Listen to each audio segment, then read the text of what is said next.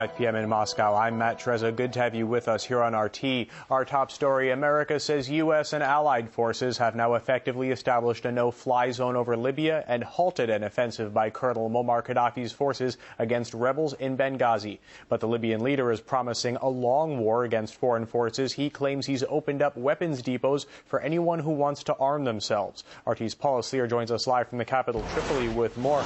Hello, Paula. So the coalition says its efforts in Libya are proving successful, but we're also hearing reports that violence against the rebel population continues in the country. What are you hearing?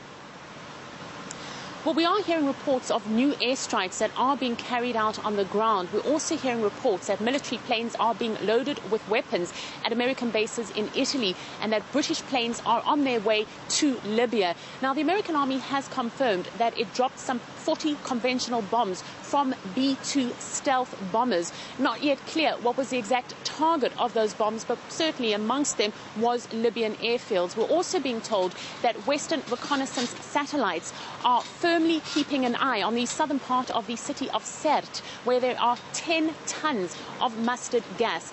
Now, the American army has said that the first phase of this operation is complete. It says it is well satisfied that a no-fly zone is firmly in place, that there hasn't been any Libyan helicopters or aircraft in the skies, indeed that there hasn't even been an attempt to take them up into the skies. At this stage, there are 5 countries that are involved: the United States, Britain, France, Canada and Italy.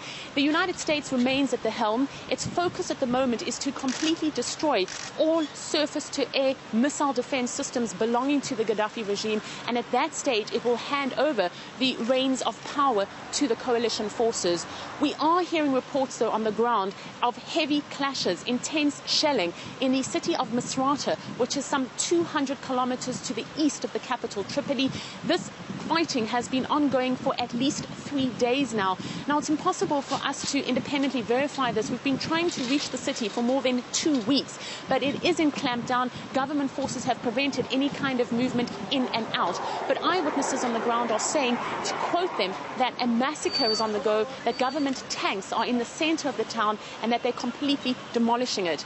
We are also hearing from state television that the number of civilians who have been killed in these Western airstrikes has now increased from 49 to 64, and 150 people remain injured. So some of the questions that are being asked here on the ground are, number one, why is the fighting in Misrata being able to continue? Why is there not more focus by the international community in terms of what is happening there? And also the growing tally of civilian deaths. How many more people are going to have to die before the situation here comes to an end? We've heard a very defiant-sounding tone from Colonel Gaddafi. Tell us what he said so far.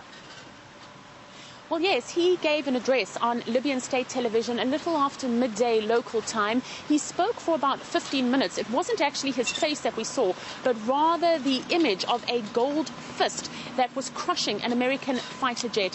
His tone was incredibly defiant, incredibly angry. He urged the Libyans to defend themselves, and we're understanding that he will be opening warehouses to make ammunition and guns and weapons available to the civilian population, and that as many as 1 million Libyans could very soon be arming themselves. He also said that this was an act of terrorism. To quote him, he said, "We will not leave. We will stay and liberate our country." Now, we're also hearing from the Taliban, as can be expected. They have condemned this international reaction to what is happening here in Libya. They have urged the Islamic world not to remain neutral, but to step up and do something.